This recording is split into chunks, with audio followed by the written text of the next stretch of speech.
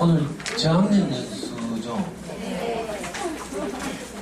우리 임원 어머니들은 5학년, 6학년 엄마한테 인사하셨어요? 아니, 저학년도 있어요. 아, 밑에 동생들이 있다고 하는데.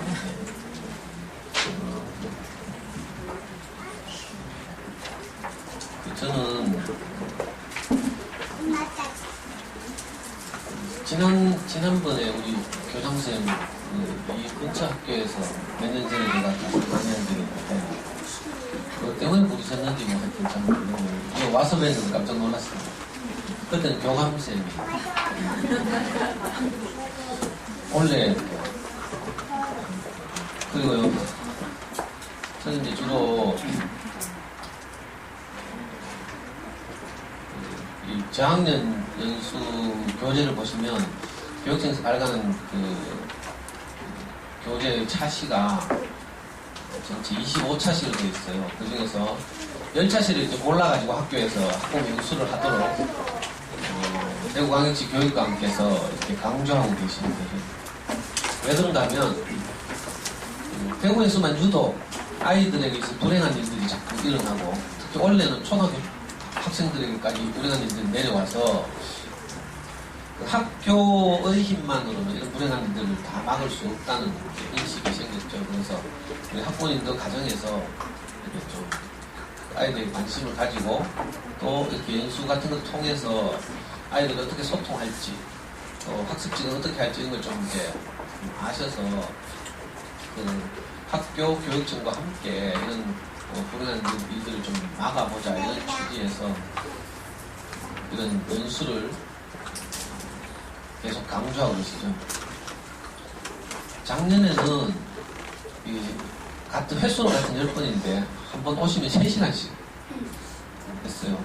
근데 어떤 학부모님 교육감님한테 전화 떼가지고 사회만도 바쁜데 너무 자주 부른다 오래 붙잡아둔다 이래가지고 막 항의를 했대요. 그래가지고 교육감님이 이걸 시간을 줄인 거죠. 횟수는 10차례 하고 이게 1시간 30분? 공식적으로 2시간 연수인데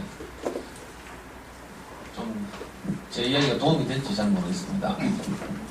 벌써 저는 더운데요. 어머니들 더워요? 네. 왜 이렇죠? 저런 공간에 너무 많이 오셔서 그런가?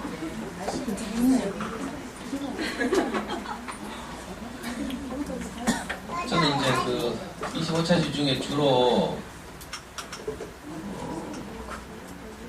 여기 우리 장신초등학교 이 10번의 연수 가운데 없는 주제인지도 모르는데 우리 아이 특성에 맞는 영어 공부 시작하기 이 주제를 주로 다루거나 아니면 오늘 여러분들께 말씀드릴 부모가 배워야 자녀가 배운다 이 두 주제를 가지고 주로 초등 저학년 학부모님들 대상으로 강의하고 있습니다. 교육청에서는 이렇게 주제를 딱 2개로 정하라고 강제하고 있거든요. 아까 선생님 말씀하신 것처럼 저는 늘 제 소개를 받을 때마다 좀 쑥스럽고 낯선데요. 혹시 전에 저를 아시는 분 있어요? 없죠?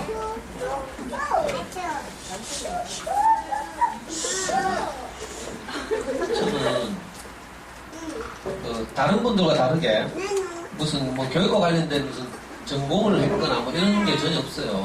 대학 다닐 때는 저는 정치학을 전공했고 사실은 데모가 제 전공이죠. 화염병 던지기. 제가 34살 때까지 국가보안법 위반하고 수배받아 도망다니고 막 이랬어요. 그러니까 교육 관련 전공하고 아무 상관이 없어요. 근데 어쩌다가 제가 이렇게 됐는지 저도 모르겠습니다. 그 계기는요, 우리 아이가 4살 무렵에 우리 와이프가 아이들 키우는 거 보니까 좀 서글퍼가지고 니 비키봐라 내가 키하고 하면서 이제 우리 와이프를 밀어내고 제가 이제 전면에 나서서 아이를 키우기 시작했죠. 그 제일 처음 한 일이 뭔가 하면 달서구 송현동에 있는 그 대구에서 가장 오래된 전통적인 어린이 전문 서점 호세호치라고 있어요. 전집 할인 매장 뭐 이런 거하고 좀 다른 건데 그 단행본을 중심으로 하는 게 그 좋은 어린이 책만 전문적으로 파는 그런 서점이죠. 그 서점을 1994년부터 다니기 시작했어요. 그래서 우리 아이가 한 중학교 2학년 이때까지 한 10년 동안 서점 다니면서 이제 아이에게 좋은 책을 읽히려고 애를 썼죠. 왜냐하면 제가 아이를 낳고 우리 와이프를 밀어내고 직접 키우려고 하니까 제가 아는 게 없는 거예요. 이 아이를 어떻게 키워야 될지. 그리고 제가 우리 부모님으로부터 양육받은 경험도 거의 없었죠. 초등학교 1학년 때 우리 아버지가 돌아가셨는데 그 후로 이제 어머니 밑에서 한 3년을 크다가 어머니가 삼형제를 다 키울 수 없어서 친척집에 이제 하나씩 흩어졌어요. 그렇게 컸거든요. 그리고 저는 집이 너무 가난해서 중고등학교를 못 다녔어요. 그러니까 제대로 제가 양육받아본 경험이 없는 거죠. 너무 답답해가지고 당시에 대구에서 제일 큰 서점 제일서점 나가가지고 지금은 영풍, 교보, 알라딘 다 내려와 있죠. 그 당시에는 제일서적이 가장 큰 서점이었는데 제일서적 그 지하에 가면 육아 코너가 있었어요. 거기 꽂혀있는 육아서적을 제가 거의 다 사서 읽었죠. 모르니까. 막 모든 책을 막 쭉 읽고 나면요 이상하게 공통적으로 뭐가 남는 게 있어요. 뭐 엑기스 이렇게 말할 수도 있고 많은 저보다 먼저 아이를 키운 선배들의 경험담, 수기 뭐 이런 것도 읽고요. 전문가들의 뭐 영재 만드는 법 이런 거 있죠. 요즘 엄마들 뭐 푸르미 닷컴 들어가가지고 하듯이 막 그렇게 저도 했는데 그러다 보니까 딱 한 사실이 남았어요. 아 우리 애가 공부를 잘하려면 책을 많이 읽어야 한다더라. 책을 좋아해야 한다더라. 이게 딱 남더라고요. 그래가지고 이제 마침 그 해에 우리 동네에 이제 어린이 전문 서점이 생겨서 아이 손을 잡고 서점을 출입했는데 중학교 2학년 때까지 10년 정도 하니까 그 책방 주인이 저보고 서점에 오는 엄마들 대상으로 강의를 좀 해달라는 거예요. 내가 10년 단골이었거든. 그러니까 우리 애가 어떻게 크는지 저하고 아이와 관계가 어떤지 이런 걸 좀 지켜봤겠죠. 그래가지고 여름방학 때 그냥 일회성 강의를 2번 했는데 아이고 거기에 제 발목을 잡았죠. 엄마들이 너무 좋아하시는 거예요. 그래가지고 지금은 그때부터 지금 11년째 되는데 매주 한 번씩 그 서점에 나가서 제가 무료 강의, 공개 강의를 하고 있어요. 그게 이제 그 아이 키우기에 관련된 제가 어머니들께 말씀드릴 수 있는 첫 번째 경험이죠. 지금 우리 아이는 그때 4살인데 지금 24살이에요. 군대 갔다 와서 지금 연세대학교 경영학과 3학년에 다니고 있습니다. 또 하나 이제 그 말씀드릴 수 있는 이력이 있다면 초등학교 3학년쯤에 이른바 잠순에 커가는 아이들이라는 사이트가 문을 열었죠. 그 당시에 이제 인터넷이 막 시작되던 시기예요. 그 전에 이제 PC통신 시절부터 요즘 말로 하면 이제 네이버나 다음처럼 PC통신 시절에 하이텔, 천리안 이런 포털이 있었거든요. 그래서 저는 이제 하이텔이라는 포털에서 주로 활동하고 거기서 이제 애 키우는데 필요한 컴퓨터 프로그램, 무료 프로그램, 데모 프로그램 이런 걸 구해서 이제 아이한테 이제 게임 대신 하게 하고 이랬는데 저쪽에 천리안 쪽에서 이제 천리안 주부동호회라는 곳이 있는데 거기에 이제 자녀교육 고수들이 모여가지고 정보를 주고받고 막 이랬거든요. 그 중에 한 분이 잠수님이랑 대화명 잠수, 제주도 산다고. 그러니까 이분이 이제 우리 아이 초3 때 잠수에 커가는 아이라는 사이트를 열었죠. 그래가지고 저도 그때 사실은 이 자녀교육과 관련된 홈페이지를 가지고 있었는데 요즘 엄마들은 파워 블로그 많이 하시죠. 자녀교육 정보나 뭐 요리 레시피 같은 거 모아놓고 블로그에 이렇게 하는데 그때만 해도 이제 주로 개인 홈페이지가 유행이었고 그래가지고 잠수님이 홈페이지를 딱 개설하는 것과 동시에 많은 사람들의 관심이 그쪽으로 몰리는 거야. 이 잠수님이라는 아줌마가 롯데호텔에서 마케팅을 전공한 기획 이런 걸 하시던 분이에요. 그러니까 저보다 기획력이 훨씬 뛰어나죠. 그래서 전부 그리 가버리네요. 그래서 저는 할 수 없이 제 홈페이지 문 닫고 잠수에 들어가가지고 지금까지 우리 아이 초3 때부터니까 지금까지 제가 그 사이트 회원으로 있고요. 거기서 이제 저는 대구 시골 구석에 살지만 서울 대치동, 뭐 분당, 목동 이런 데서 일어나는 자녀교육 정보를 이제 실시간으로 게시판을 통해서 제가 얻어서 우리 아이가 학원 한 번도 안 다니고 이제 학창시절을 보내는데 큰 도움이 됐죠. 특별히 이제 소위 지금 시중에 많이 나와 있는 유명한 엄마표 영어 공부법, 잠수의 영어 공부법 이런 거 있잖아요. 오늘 주제가 그게 아니라서 좀 아쉽긴 한데 혹시 이제 초등 저학년 아이들이 그 사교육 없이 영어로부터 자유롭게 되고 싶으면 제가 광고 하나 할게요. 5월 30일 날 여기 바로 옆에 성서원 플러스에 제가 잠수령 공부법 강의를 하고 5월 30일 11시 홈플러스는 뭐 신청을 미리 받는지 예약을 먼저 하는지 모르겠는데 참고로 하시라고요. 그리고 제가 매주 한 번씩 그 달서구 송영도에 있는 어린이 전문서점에 나가서 그 학기마다 주제를 달리해서 강의를 하고 있죠. 지금은 뭐 하고 있는가 하면 수학공부법, 생명을 살리는 수학공부법을 주제로 3월달부터 7월 첫 주까지 약 17번 이제 수학공부법에 대해서 상세하게 엄마들한테 안내하고 있습니다. 지금 6번 했고요. 이번 주 금요일 가면 7번째 강의죠. 혹시 필요하신 분 있으면 좀 도움이 되실까 해서 말씀드렸습니다. 오늘 제가 이제 우리 어머니께 말씀드릴 개략적인 내용은 이렇습니다.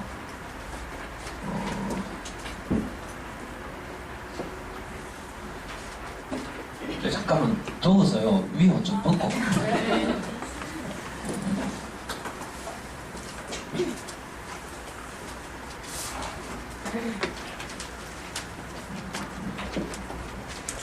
사진에 나온 이 양반 누군지 다 아시죠? 네.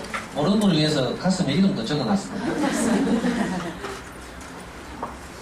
어떻게 보여요? 잘 뛰게 생겼어요? 아니요? 엉뚱이 생겼죠, 주인공. 자, 그러면 이 동의를 금방 안 하시는 분들을 위해서 제가 비교의 대상으로 한 분을 더 불러드리겠습니다. 어떻습니까? 이 양반도 다 아는 분이죠?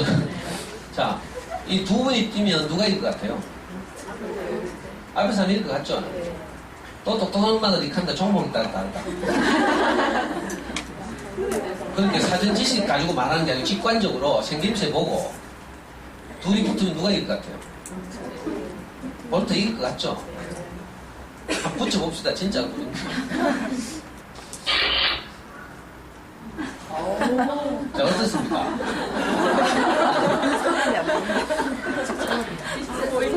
이렇게 보시면 볼트 뒤에 배경이 보여요. 너무 빨라가지고. 근데 이봉규 선수가 뛰는데 지금 고개 턱 뒤로 젖히고 죽으려고 하죠. 입 벌리고. 그리고 뒤에 배경이 사람들이 보이죠. 그러니까 누가 이기겠어요? 누가 이기겠어요, 뛰면? 볼트가 이기겠죠? 이렇게 대답해야 이제 진도가 나가는 거예요. 우리가 누가 봐도 볼트가 이길 것 같잖아요. 그래서 진짜로 한번 붙여보려고요. 뛰는 걸 보게. 여기서 동영상 재생이 안 돼요.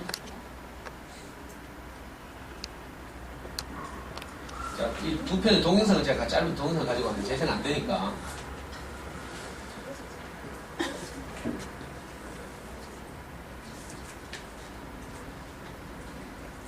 이 동영상 뭔가 하면요.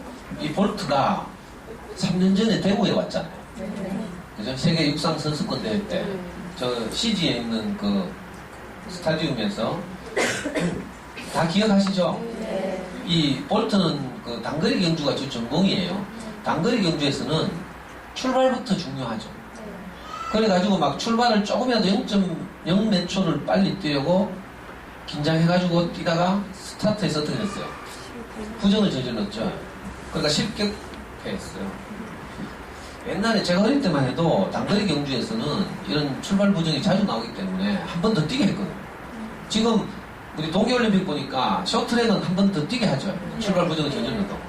근데 이 육상에서 단거리 경주는 이제 출발 부정 한 번 저지르면 실격이더라고요. 그 볼트가 대구에서는 힘도 못 쓰고 그냥 실격했어요, 실격. 반면에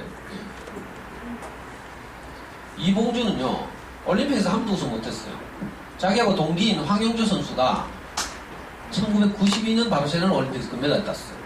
그리고 나서 이제 그 다음에 이봉주 선수가 국가대표가 됐는데, 국가대표가 된 이래 지금까지 올림픽에서 한 번도 우승 못했어요.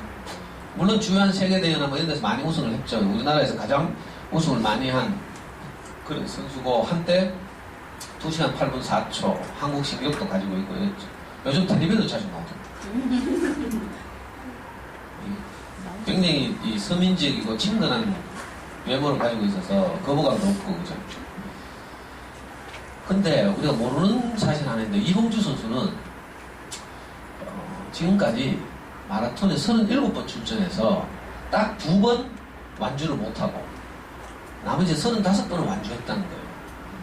근데 세계적인 마라토너는 주로 케냐가 강국이죠. 세계적인 마라토너들이 평균적으로 완주하는 횟수가 한 7, 8회밖에 안 됩니다.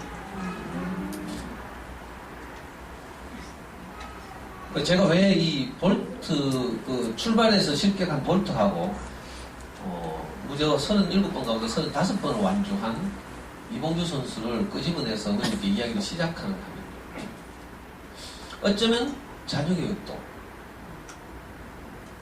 그죠? 마라톤 같은 종목일지 모르는데 많은 분들이 단거리 경주처럼 코스 5인의 오류를 범하는 이런 경우가 참 많더라고요. 특별히 저도 어릴 때, 우리 아이가 어릴 때 그랬고요. 만약에 아이를 키우는 일이 단거리 경주라면 출발부터 선두에 나서야죠. 괜찮아요? 그냥 빨리 뛰고 막 이래야 되거든요. 근데 만약에 행여나 우리 아이들 키우는 일이 아이가 성장해서 한 성숙한 성인이 되기까지의 성장 과정이 단거리 경주가 아니라면 출발부터 너무 빨리 뛰다가 어떻게 돼요? 출발 부정을 저지르기도 하고요. 조금 뛰다가 엎어지기도 하고. 이제 반환점 돌기도 전에 막 다 쓰러지고 막 이런 경우 많죠. 그러니까 우리가 아이를 키우는 일이 육상으로 말하자면 어떤 종목과 유사한지 이걸 먼저 알아야 되죠. 근데 이미 엄마도 다 알고 있어. 아이들 키우는 일은 마라톤 같은 것이다. 많이 들었죠. 노인들 생각해도 그렇죠. 하루 이틀에 승부 나는 게 아니에요. 초등학교 1학년 때 받아쓰기 하고 그 아이의 승패가 갈라지는 게 아니죠. 알면서 머리로는 아는데 실제로는 우리가 집고서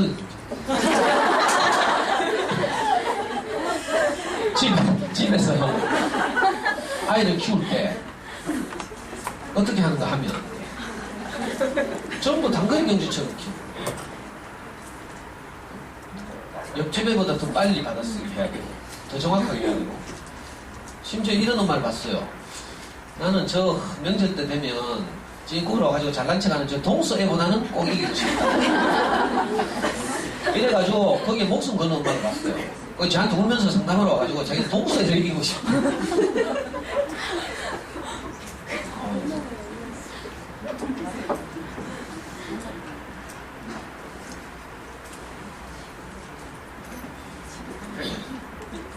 그러니까요, 뭐 받아쓰기뿐만이 아니죠. 구구단 요용 이런 거 있죠. 뭐 초등학교 1, 2, 3학년 때 주로 이제 수학 같은 거 하면 연산이 중심인데 초등학교 2학년 때 90% 연산이죠. 수학의 90% 연산이에요. 2학년 가면 80%, 3학년 가면 70%. 점점 줄어들어서 중학교에 올라가면 연산의 비중이 30%, 고등학교 올라가면 10%에 불과한데 어머니들 육상 경기처럼 단거리 경주인 줄 알고 그놈의 연산에 목숨 걸다가 많은 집에서 아이들이 구구단의 장벽을 넘지 못해서 수학을 이제 빠이빠이 하는 거죠. 그 우리나라 수학교육학자 가운데 유명한 한양대 명예교수 하시는 김용훈 박사라고 있어요. 싱크빅의 그 자문을 하신 분인데 이분이 강연하신 걸 들으니까 우리나라 국민의 5%가 그놈의 구구단 때문에 수학에서 탈락합니다. 한 초3쯤 되면 특히 여학생들 가운데 많죠. 이미 수학에서 탈락해 있어요. 수학 공부를 수학을 누가 만드는지 찾아가서 죽이고 싶다. 일기에다 이렇게 쓰더라고요. 이런 게 왜 그런가 하면 다 단거리 경주처럼 아이를 키워서 그래요. 시간이 흐르면 누구나 다 연산을 하게 되죠.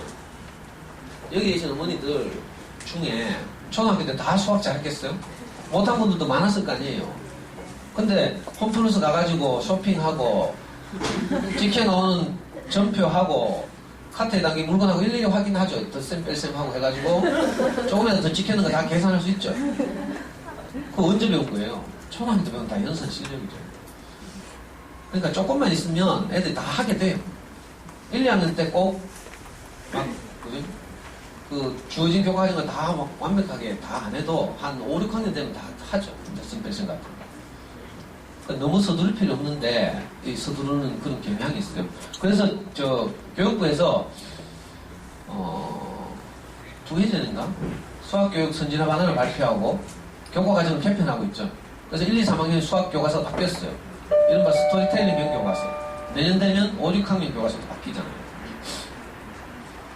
그리고 거기서 주목할 점을 보면요. 학년군제라는 걸 시행해요. 1, 2학년군, 3, 4학년군 이렇게 말하죠.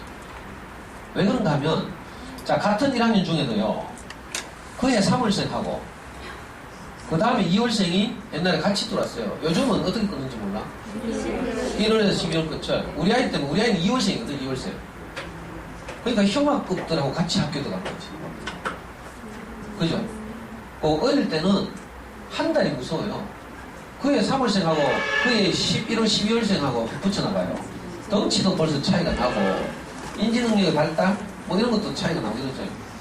그래서 같은 1학년이라도 어떤 아이는 수월하게 그 교과서만 소화해내고 어떤 아이는 좀 늦고 이런 경우가 있어요. 그렇지만 시간이 흐르면 그걸 다 소화하게 되는 거죠. 그래서 좀 이 교과과정을 탄력적으로 운영하자고 1, 2학년군 이렇게 합니다. 2학년이지만 1학년 교과과정을 배워도 괜찮다 이런 거예요. 왜냐하면 왜 봄에 밭에 나가서 텃밭에다가 뭐 똑같이 씨를 뿌려요. 그럼 나중에 이거 싹이 나고 이런 거 보면 한날 한시에 씨를 똑같이 뿌렸으니까 동시에 싹이 다 나요? 아니죠. 시차를 두고 어떤 놈은 좀 빨리 나고 어떤 놈은 좀 천천히 나고 이래요. 마찬가지로 우리 아이들의 그 학습 능력도 이런 거죠. 그래서 좀 여유있게 기다려주면 언젠가는 연산 정도 다 해요. 어머니도 다 하고 계신 것처럼. 어머니들 특별히 뭐 그 계산 잘하려고 특별히 과외 받거나 이런 적 없죠. 근데 계산 다 하죠. 조금이라도 더 찍혀 나오면 고함 지르면서 막 캐시한테 가 따지고 막 할 거예요. 그러니까 우리가 자녀 교육은 장기적 관점에서 마라톤 전력이고 이제 대응해 나가야 된다. 이걸 꼭 기억해야 하죠. 그 어머니들 받으신 교재 보시면 교재 2번째 페이지 한번 펴보세요. 제목 하나 있죠. 큰 제목 중간에 극성은 결코 사랑이 아니다 이렇게 말하고 있습니다. 자, 이 말을 제가 이제 이 운동 경기를 비유하자면 자녀 교육은 결코 단거리 경주가 아니다 이렇게 말할 수 있는 거죠. 왜 우리가 어릴 때부터 엄마들이 이렇게 막 관심을 가지고 불안해하고 쫓기는가 하면 이게 빨리 승부 날 것 같은 단거리 경주라고 인식하기 때문에 옆집 애가 어디 뭐 영어학원 다니면서 단어 하루에 막 20개씩 외우고 있다. 우리 애 쳐다보고서 못해요. 쫓기죠. 이제 뭐 시작기 시작해가지고 특히 1학년 엄마들 학부모 총회하고 또 저끼리 모임 만들죠. 애타는 마음으로. 그래가지고 거기서 정보랍시고 서로 주고받아요. 그 정보도 아닌데. 그리고 집에 돌아오면 또 그 들었던 정보에 입각해서 누구 엄마는 뭐 한다더라. 서로 추가해 서로. 하나씩 추가하고 이렇게 아는 주고 나고. 그것도 모자라면 동네 언니들 가운데 뭐 외고나 과고나 이런 데 보낸 언니 하나 있으면 그죠? 팀 짜가지고 커피 사주고 막 교주 모시듯이 하면서 한 교시 받으려고 따라다니죠.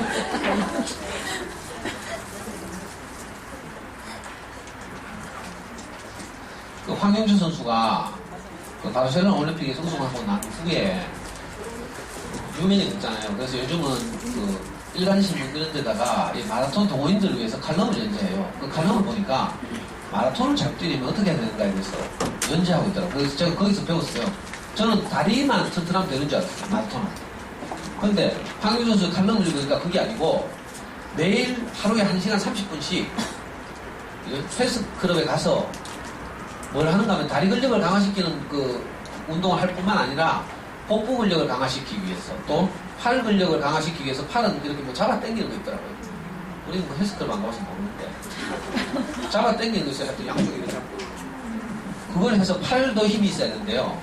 그래야 마라톤 할 때 이렇게 팔의 노젓듯이 팔을 저으면서 이제 앞으로 전진한다 하더라고요. 그러니까 여기 보시면 다리 근력뿐만 아니라 복부 근력, 팔 근력도 강화해야 되죠. 뿐만 아니라 대표 선수들이 유명한 마라톤 대회 출전하면 반드시 코치들과 함께 답사를 해요. 코스 답사. 왜냐하면 마라톤 대회마다 코스가 다 다르거든요. 뉴욕 마라톤 다르고 보스턴 마라톤 다르고 우리 서울 마라톤 다르고 대구 마라톤 다르고 그러니까 가서 언덕이 어디쯤 있는지 바람은 어디에서 어디로 부는지 반환점은 어딘지 이런 걸 잘 파악해야 거기에 맞게 자기 페이스를 조절하는 거죠. 이걸 코스 답사라고 하죠. 우리가 자녀교육을 할 때도 마찬가지인데 마라토너들이 대회에 출전하게 된 코스 답사를 하는 것처럼 우리도 아이들이 어떤 과정을 어떻게 성장하는지 또 우리 아이들이 대학을 가거나 사회에 진출할 때 사회나 대학이 요구하는 것들은 무엇인지 이런 것을 전체적으로 파악하고 거기에 입각해서 아이를 키워야 하죠. 대학에서는 전혀 요구하지도 않고 평가하지도 않는 것을 초등학교 저학년 때 유아 때 하고 있으면 이거 뭐예요? 사치죠, 사치. 낭비. 그래요, 그래. 인생을 풍요롭게 살려면 뭐 여러 가지 다양한 경험을 하는 게 좋지만 예를 제일 대표적으로 안타까운 게 제가 보니까 저도 이런 경우 있는데 엄마들이 아기를 낳고 출생신고하러 구청에 갔어요. 구청에 출생신고서를 작성하죠. 거기 보면 남편 이름을 한자로 쓰래. 이런 경우 있는지 모르겠네. 그럼 급 당황하죠. 남편 이름 한자로 써? 내 이름 한자로 쓴 것도 빠듯한 거야. 이러면 진짜 창피하거든요. 저는 그런 경우 있어요. 우리 아이 출생신고 제가 하러 갔는데 우리 와이프 이름을 한자로 쓰라고요. 그러니까 진짜 당황스러워. 아이고 그래가 막 뭐 뭔가 다 뒤져가지고 막 그려냈어. 저보다 훨씬 젊으신 엄마들이니까 당연히 한자 세대는 아닐 테고 그러니까 이런 경우 당하면 집에 오면서 우리 아이는 내 같은 창피를 안 당하게 해야죠. 하면서 바로 장원 한자 부르고 동기는 참 순수하고 좋은 마음이에요. 우리 아이는 내 같은 창피를 안 당하게 해야지. 이게 점점 확장되고 어떤가 하면 내가 당했던 인생의 부족함 그죠? 이런 것들을 내 아이는 경험하지 않았으면 좋겠다. 우리가 이런 좋은 동기로 아이들 키우기 시작하잖아요. 그런데 이게 주관적 경험이다 보니까 자칫하면 이걸 보고 이제 철학에서는 인식론에서는 성급한 일반화의 오류 이렇게 말해요. 내게 좀 그런 경험이었을지라도 꼭 우리 아이에게는 아닐 수도 있는 거죠. 요즘 시대가 바뀌고 이래가지고 옛날에 내가 부족했던 것을 대표적으로 한자 같은 것을 이제 더 이상 그렇게 애달바 할 필요가 없어요. 근데 많은 엄마들이 한자에 목숨 거는 엄마도 있더라고요. 한자 3급 초등학교 때 막 그래가지고 대학 갈 때 도움이 된다 하면서 막 어디서 뭐 이상한 소리 듣고 와가지고 우리나라 상인대학 200개 가운데 한자 3급 이상 받으면 입시에 도움이 되는 학과는 한문교육과 한문교육과 중에 일부 그러니까 200개 대학의 모집 단위가 한 수천 개 될 거 아니에요. 수만 개 중에서 3개인가 있어요. 3개인가 아무 도움도 안 되는 거예요. 그리고 누가 유아 때부터 자기의 전공을 한문교육하는 엄마가 없어요. 그렇죠? 이과 같으면 다 의치 한의대 보내려고 하고 문과 같으면 요즘 다 경영대가 대세인데 이렇게 힘을 낭비하면 안 되는 거죠. 어릴 때부터 너무 힘을 빼지 말고 길게 보고 길게. 그래서 어릴 때 꼭 필요한 거 3가지. 제가 아이를 키워보고 저는 우리 아이 4살 때부터 대학 들어갈 때까지 직접 했죠. 장순회 활동을 하면서 거기서 이제 제가 모르는 정보들도 많이 얻고 교재도 뭐 참고하고 이렇게 했는데 그 덕분에 우리 아이는 학원 한 군데도 안 다녔어요. 해보니까 물론 제 경험도 있고 이제 다른 많은 주변의 경험도 있겠죠. 그리고 그 어린 서점에서 제가 강의를 하면서 많은 분들을 만났을 거 아니에요. 잠순에서도 저한테 상담을 많이 오거든요. 공통적으로 우리가 아이를 키우는데 학습 영역에서 꼭 필요한 것은 딱 이 3가지였어요. 마라톤에서 3부분의 근육을 발달시켜야 완주하는 데 도움이 되는 것처럼 보시면 일단 책을 많이 읽어야 돼요. 책을 좋아해야 되죠. 그 다음에는 수학 공부를 하는데 어떻게 해야 되는가 하면 생각하는 힘을 기르는 방식으로 수학 공부를 해야 돼요.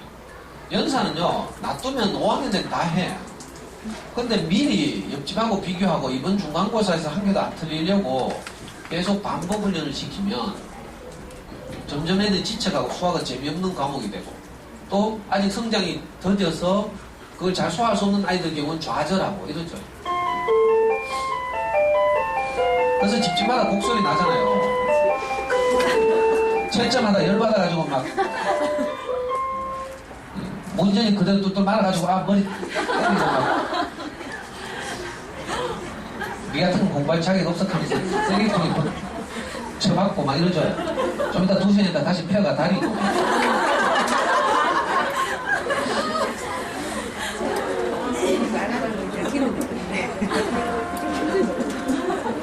제가 어머니들 집에 안 가보고 어떻게 알겠어요? 저도 그렇게 했으니까 알겠어요.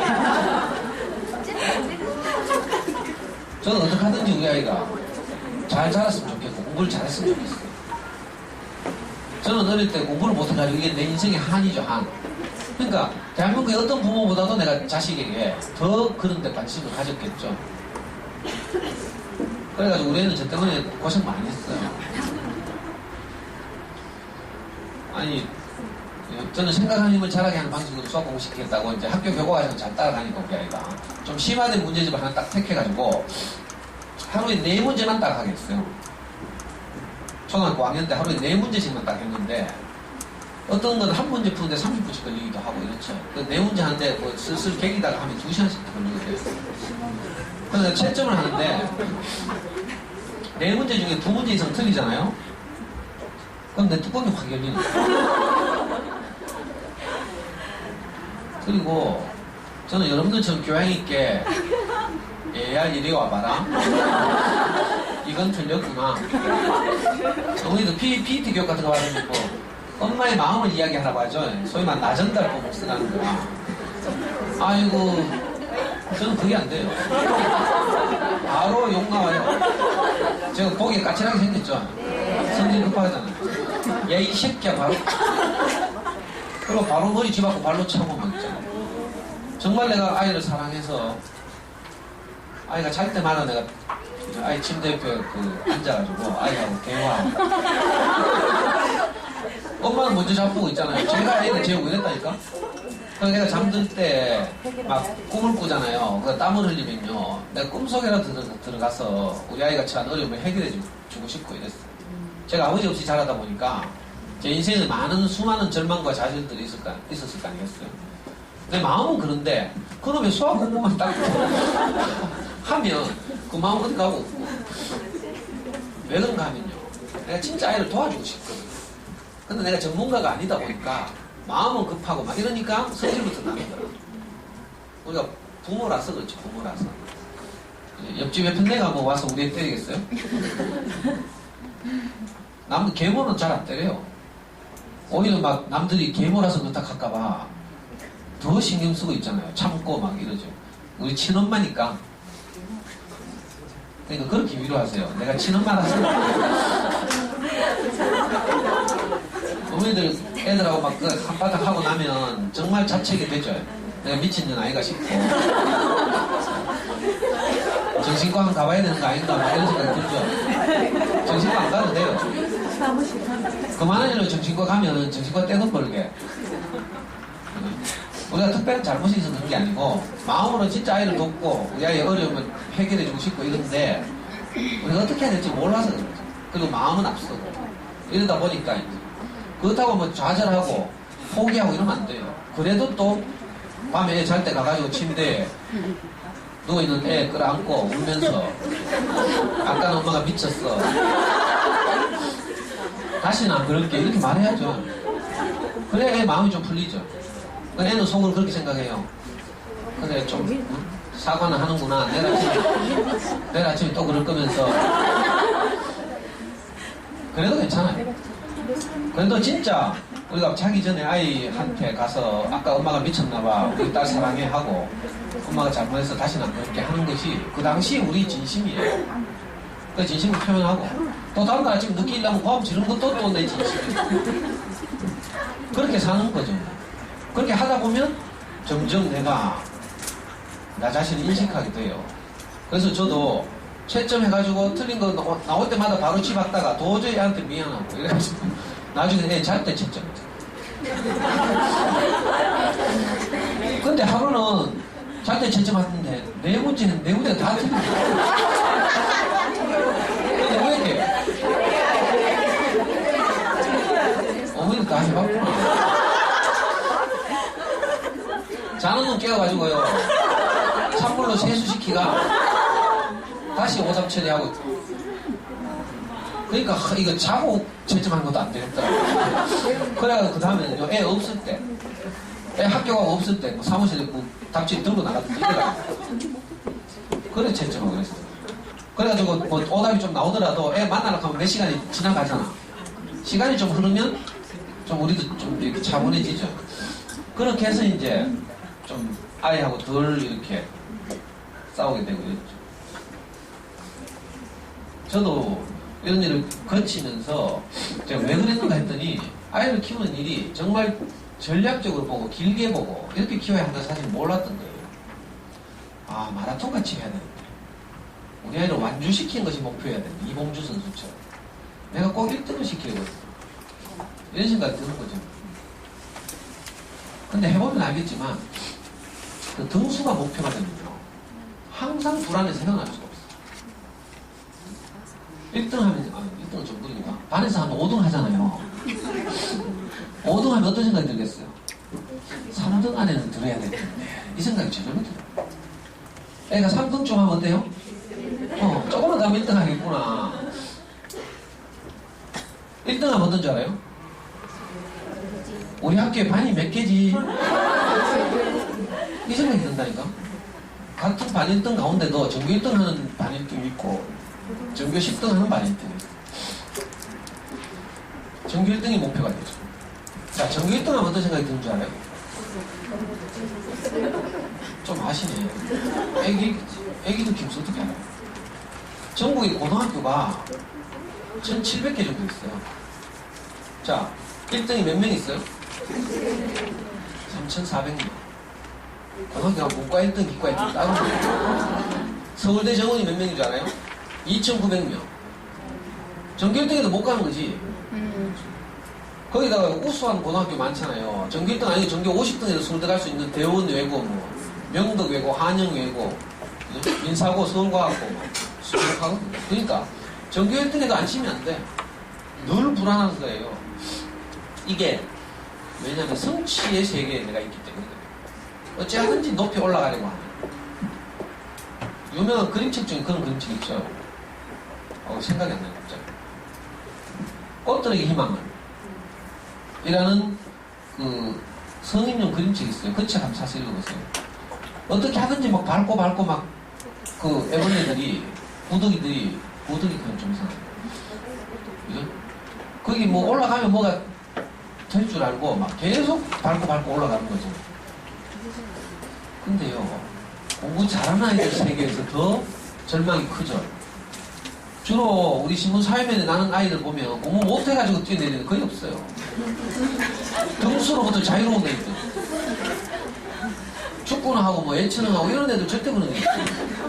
전교권에서 노는 애들이 스트레스 훨씬 많이 받고 우울증 많이 걸려요. 그런 거죠. 해도 끝이 없어요. 제가 우리 와이프가 결혼해가지고 우리 와이프가 처음에 신혼 살림이라고 들고 온 게 냉장고 250리터짜리 반토막 있죠. 그거 들고 왔어요. 우리 와이프는 지금 고등학교 교사인데 우리 와이프는 먼저 출근하고 나서 제가 이제 아침을 먹어요. 냉장고를 뒤져보면 항상 반찬이 내가 먹을 게 없어. 그래서 내가 야 너무 먹을 게 없다 김치밖에 없다 이렇게 하면 냉장고가 작아서 그러면서 계속 냉장고 타령을 해가지고 그 다음에 500ml짜리 좀 키 큰 거 있잖아요. 이걸 샀어. 근데도 여전히 내 먹을 거 김치밖에 없어. 그랬더니 하는 말이 이 수납 공간이 비효율적이라서 그렇다. 양문형 냉장고를 사면 좀 달라질 것이다. 그래가지고 딩체를 샀어요. 아니다, 딩체가 아니고 지폐를. 양문형 냉장고를 샀어요. 양문형 냉장고 문, 이쪽 냉동실 문을 열면 뭐가 우두두둑 떨어져 막 차가지고 거기에 내가 손댈 게 하나도 없어요. 그러면 오른쪽을 열어야 되죠.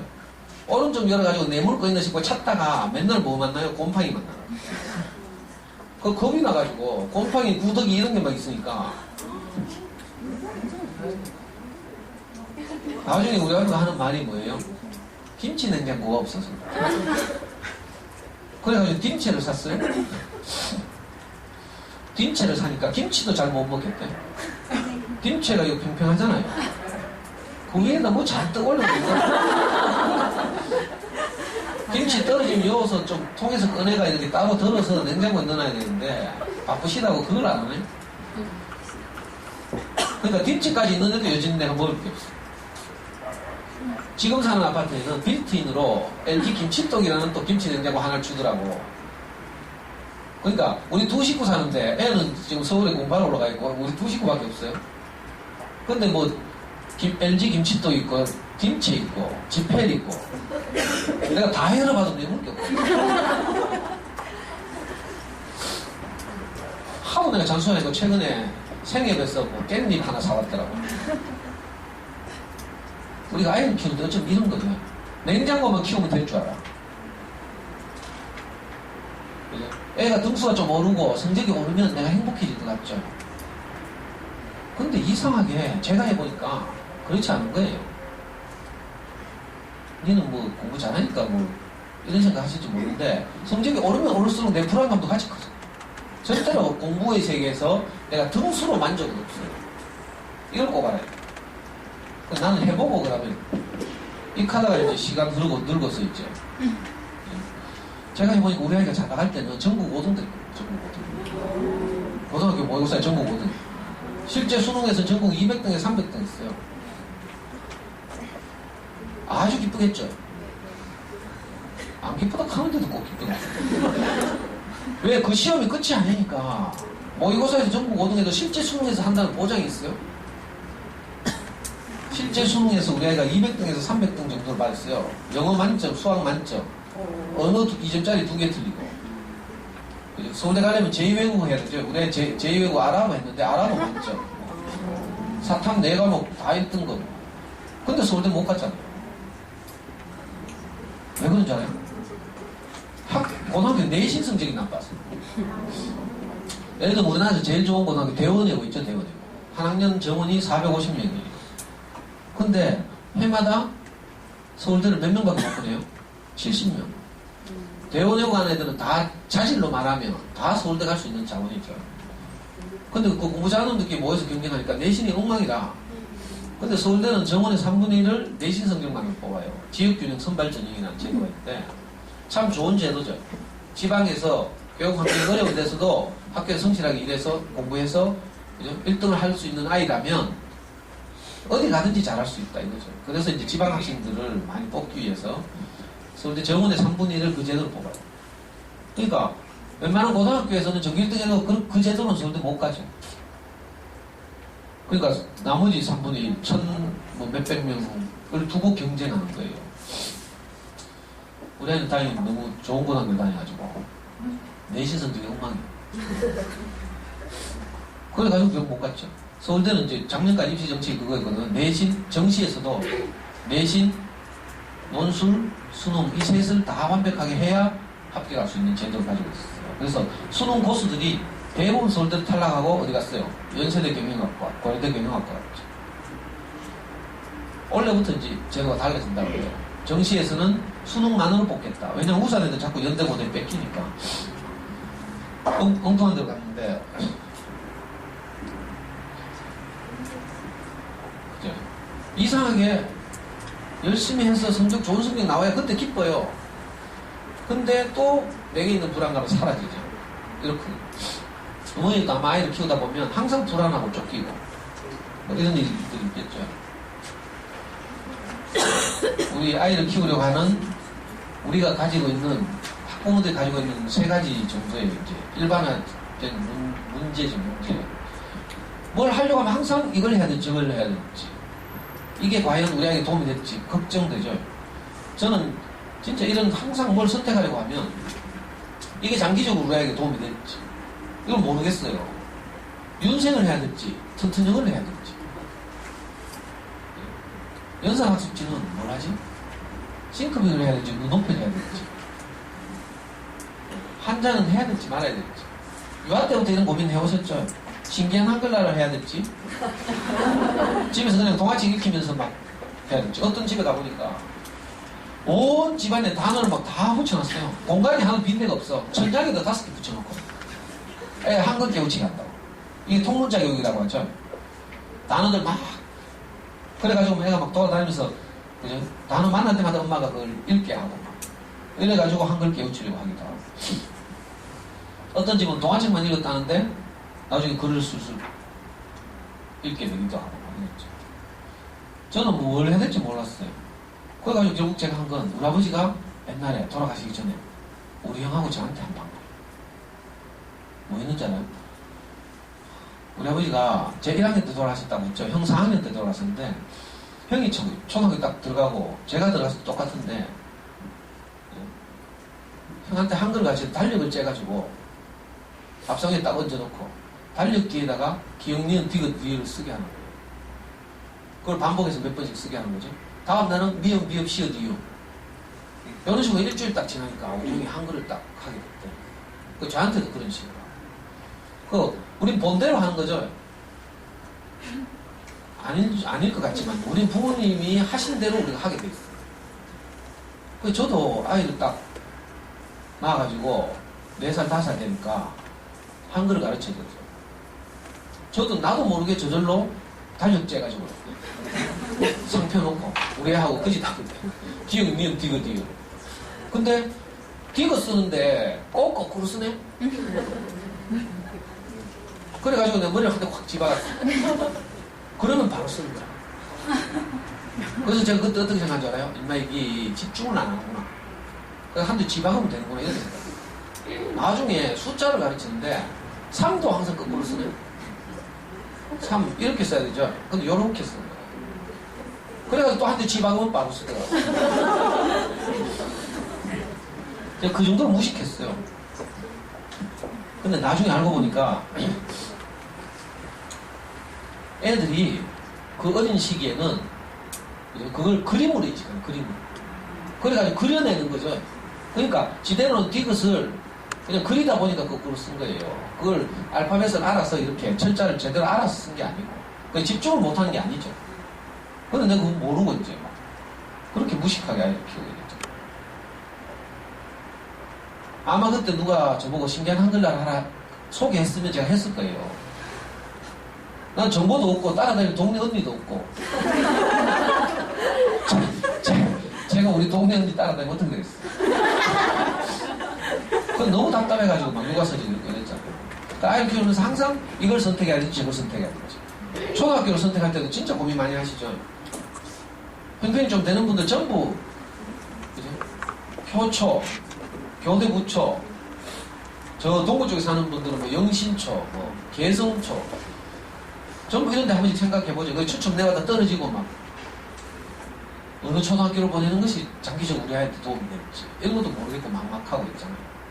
저한테 이런 걸 가지고 상담하는 많이 오더라고요. 그래서 저는 무조건 집 가까운 데 보내라고. 집 가까운 초등학교가 우리 아이가 가장 좋은 초등학교. 괜히 막 그 삐아지에선가 몬테소리에선가 몰라도 여기서 그런 이야기 했죠. 아이들 골고루 발달해야 돼요. 그죠? 정서 영역, 인지 영역, 행동 영역 이 같이 발달해야 되는데 그 꼬마들 이제 뭐 6세, 7세 된 꼬마들은 아직 충분히 성장하지 않은 시기에 있죠. 그런 아이들이 통학거리 30분 이상 애들던데 차 타고 스쿨버스 타고 막 좋은 학교하고 돌아다니고 이러면요 신체적으로 많이 지치고 힘들고 이래서 오히려 학교 생활이 그렇게 뭐 긍정적이지 않죠.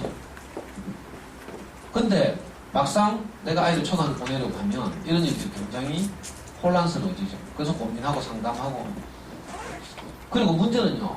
자 이렇게 혼란스럽게 뭘 결정했어요. 그래서 열심히 아이들하고 해요. 이걸 푸시라고 하죠. 푸시. 어릴 때 했는데 잘 때 딱 돼가지고 결산을 내면 마치 물을 움켜쥐면 어떻게 해요? 손가락 사이에 물이 다 빠져나간 것처럼 분명히 오늘 찌고 볶고 막 뚜껑 열리고 닫고 하면서 하루를 열심히 살았는데 잘 때 되면 손에 잡히는 뭐가 없어. 이럴 때 엄마는 기분이 어때요? 우라통 칩니다 하더라고. 열받는다. 뭐 진도라도 나가든지 뭐. 그죠? 이래야 되는데 뭐 하다 보니까 열받고 이러면 또 그날 진도 완전히 망치는 거죠. 애는 또 울고 있고 뭐 이러면 미안하기도 하고 이래가지고 또 애틋한 마음에 또 못 밀어붙이다. 하루를 열심히 살았는데 손에 잡히는 게 없어요. 허전하죠. 이게 하루하루 쌓이면 나중에 어떻게 돼요? 열심히 해가지고 애들을 고등학교 보내고 나면, 아니 기숙사에 있는 고등학교 보내거나 대학을 보내고 나면 엄마들이 어떻게 되는 줄 알아요? 그게 뭐라 해야 되나? 엄마들이 정신적으로 안정이 안 되죠. 그 큰 아이만 그죠? 목표로 해서 열심히 키웠어. 근데 아이가 갑자기 나를 떠나고 나면 아주 기뻐야 되죠. 목표에 난 인성을 했어. 근데도 엄마들 갈피를 못 잡아. 그래가지고 아까 이미 아시는 분들이 있대. 경험했는지 몰라도 우울증이 오는 거죠. 잠시 어떤 엄마는 아이를 원하는 의대에 보냈어요. 한림대 의대를 보냈는데 창원에 사시는 분인데 애가 딱 떠나고 나니까 동생이 하나 있는데도 보통 엄마들이 큰애한테 막 목숨 걸잖아요. 그러니까 동생 소용이 없어. 중학생 있는데. 그러니까 애가 이제 떠난다는 것 때문에 이 애를 목표로 열심히 잠수를 활동도 하고 막 열심히 했는데 그 다음 자기가 할 일이 없어진 거예요. 그러니까 뭐 안절부절 못해가지고 맨날 사업하러 나가 있는 남편을 부르는 거예요. 그 남편이 막 점심때도 호출되고 와. 오면요 남편 등을 막 꼬집어 뜯는다. 자기가 어떻게 막 주체를 못하는 거라. 이 불안감, 이 공허함을 주체를 못해요. 그래가지고 남편이 도저히 안 돼가지고 같이 울면서 병원을 갔잖아요. 이 실화예요. 이 엄마가 저한테도 여러 대구도 여러 번 올라와서 저하고 상담도 하고 했는데 병원에 가니까 뭐라요? 빈둥지 증후군. 빈둥지 증후군이 들어봤어요? 새가 알을 이렇게 온 정성을 다해서 부화시키잖아요. 근데 부화해가지고 새끼 새가 모이를 좀 물어다 주면 날개에 힘이 생기죠. 그러면 둥지를 떠나서 날아가 버린다. 우리 애가 잘 자라서 좋은 대학에 가면 이 아이가 나를 행복하게 해줄 줄 알았는데 그게 아니죠. 아이들은 엄마로부터 부모로부터 분리 독립해서 나가죠. 그렇게 한 개인으로 성인으로 성장이 나는데 그때가 되면 진짜 허무하죠.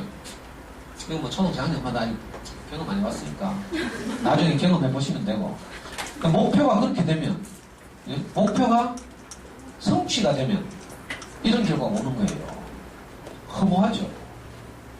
그리고 항상 불안하고 불안은 왜 한가 하면 어두우면 불안하죠.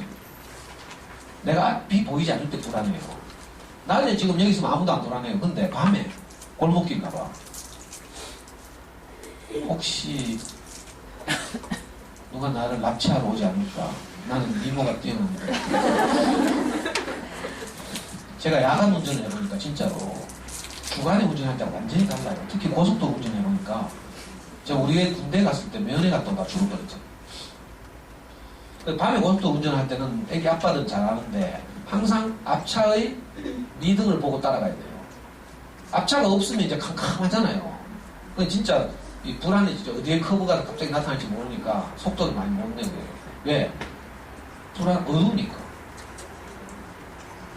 제가 이제 우리의 면회를 마치고 장기간 경기도에 이제 면회를 갔다가 4시간 운전이 오는데 구미를 지날 때쯤 중앙분리 쪽에서 허연 물체가 툭 이쪽으로 넘어오더라고요. 내가 피곤하고 막 이러니까 집중력도 약화되고 이렇죠. 하얀 물체가 또 중앙분리에 지금 넘어오는 거예요. 놀래가지고 핸들을 갑자기 오른쪽으로 피하면서 꺾었죠. 고속도로에서 120km 이상 달리다가 핸들을 갑자기 오른쪽으로 꺾어졌대요. 차가 갑자기 튀어나가는 거라. 그리고 놀래가지고 브레이크를 밟으면서 다시 중앙분리 쪽으로 꺾어야 되잖아요. 살려면. 꺾으니까 또 차가 어떻게 돼요? 이번엔 중앙분리 쪽으로 미친 듯이 돌지는. 근데 제가 다행히 내 본능적으로 브레이크를 밟았다 뛸다 밟았다 뛸다 이렇게 하면서 중앙분리 쪽 가는 차를 다시 오른쪽 또 오른쪽으로 튕기는 걸 다시 중앙분리 쪽 이걸 서너 번 했어요. 그러니까 차가 중심을 잡더라고. 그걸 겨우 살았죠. 그리고 백밀러를 보니까 내 주변에 오던 차들이 다 비상 깜빡이를 켜고 제 차가 어느 쪽으로 튀어갈지 모르니까 제 옆을 못 지나갑니다. 다 뒤에서 주춤거리면서 눈치 살피고 있더라고요. 죽을 뻔했어요. 어두워서 그죠, 어두워서.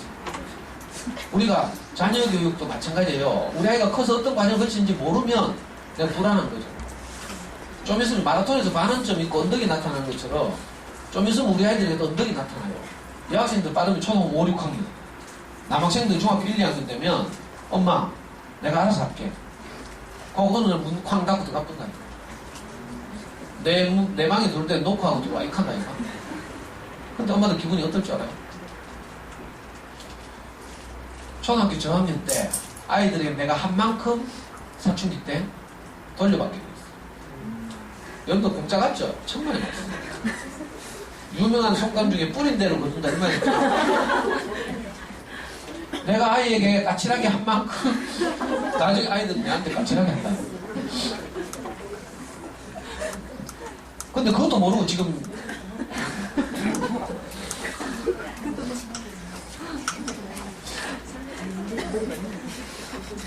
왜 이런 문제가 생겼냐 하면요, 아까 뿌린 대로 거둔다 했죠. 우리도 누군가로부터 뿌림을 받았거든요. 공부를 잘해야 한다더라, 돈이 많아야 한다더라, 이런 가치를 누군가가 내게 뿌려요. 그 누군가 누군지는 몰라. 그죠? 무슨 소리고? 아니, 연속극을 보더라도요, 연속극 주인공들은 다 좋은 직업을 가지고 있죠. 검사, 의사, 뭐 판사, 뭐. 그리고 거기 나오는 여편네들은 다 코를 세우고 턱을 깎고, 뭐. 옷도 또 좋은 거 입고 막 명품백 들고 다니고 협찬 다 가는 거예요. 협찬. 그걸 보면 거기서 내게 뭐가 뿌려져. 아, 돈 많아야 되는 거. 그렇죠? 우리 자녀교육에서는 특별히 대치동 같은 데서 이제 어떤 것이 생산돼요. 그러면 목동 분당을 거쳐서 부산 해운대구 지나서 대구 수성구 오는 거죠. 수성구 온 게 한 3년쯤 지나면 달서구 와. 그러니까 어디서 생산된 이 불안 이데올로기가 우리에게 뿌려지는 거예요. 영향을 미치는 거죠. 나도 모르게 그렇게 해야 될 것 같아. 그래가지고 옛날에 대치동에서 초등학교 5학년만 되면 미국에 2년 보내가지고 2년만 딱 살고 영어 끝난다. 이게 공식처럼 1990년대. 그래가지고 전국이 그렇게 했죠. 다 따라오고. 못 사는 동네에서는 미국, 캐나다 물가가 비싸서 못 보내니까 어디 보내요? 필리핀 보내니까. 그거 가면 되는 줄. 이 비극이죠, 비극. 그래가지고 어떻게 됐어요? 수많은 문제를 야기했어요. 아이를 혼자 보내면 그 꼬마를 낯선 문화적 환경, 언어, 이런데 또 부모님의 사랑, 이런 것도 없이 막 보낸다고 처음에 겁도 없이 인생이 뭔지도 몰라. 어릴 때 사랑을 충분히 받아야 되죠. 이걸 전문적으로 심리학적으로 말하면 애착관계 형성이 유아 때부터 잘 돼야 된다 하잖아요. 초등학교 때도 마찬가지인데 부모님 떠나서 막 애들 혼자 가니까 어떻게 했어요? 그 평생 가요, 평생. 저는 초등학교 4학년 때 우리 엄마를 떠나서 친척집에 갔거든요. 그때의 트라우마가 지금도 있다니까. 지금도 내가 분리불안이 있어요. 내가 우리 와이프가 없으면 회식한다고 안 들어오잖아요. 그럼 내가 불안이 진짜. 생기가 그렇게 안 생겼죠. 어머니 중에 그런 분도 있을 거라.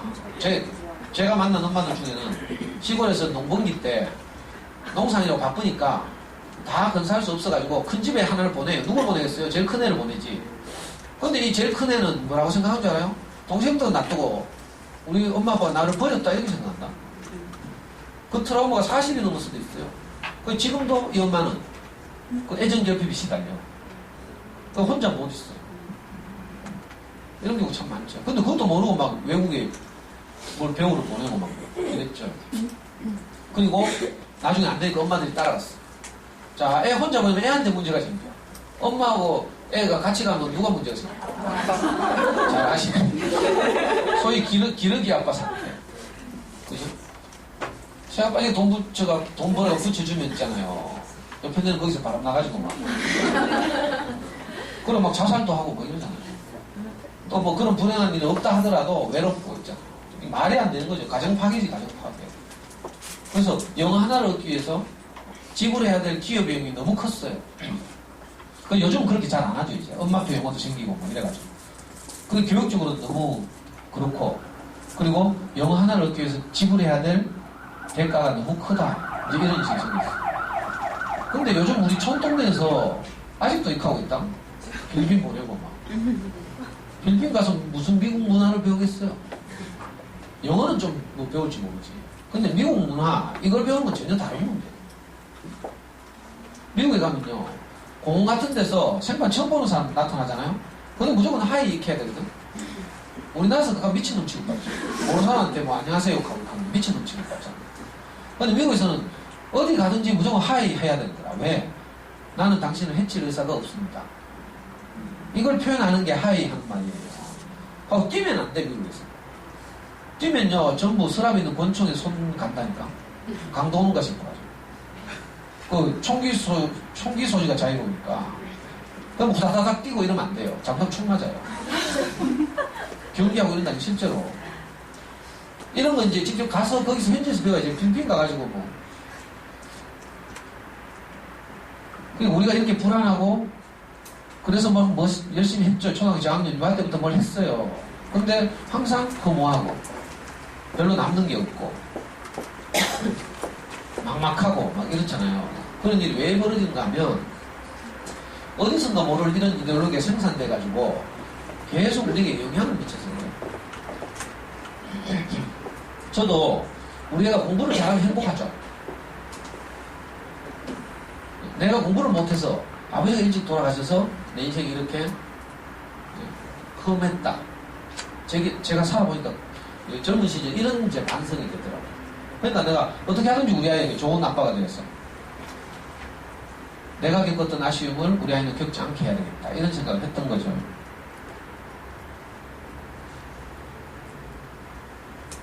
그래가지고 어떻게 집집마다 그 대치동의 영향을 받아서 집집마다 이렇게 하고 있죠. 이 집은 그래도 종아리라도 걷고 지금 회초리를 때리고 있으니까 좀 교양 있는 집이에요. 이 아이가 받아온 등수 한번 보세요. 보여요? 이게 남의 집 이야기가 아니에요. 우리 집 이야기, 우리 집 이야기.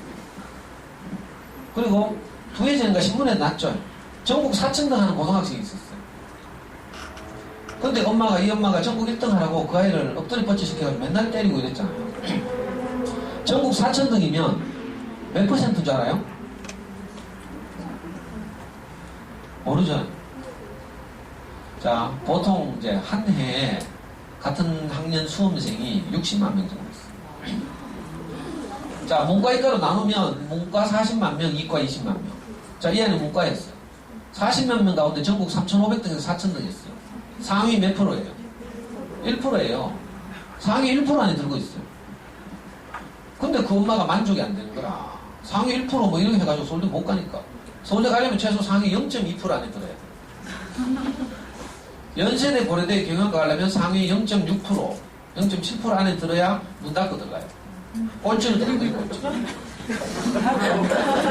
그걸 입시용으로 문 닫고 들어간다 이렇게 말해요.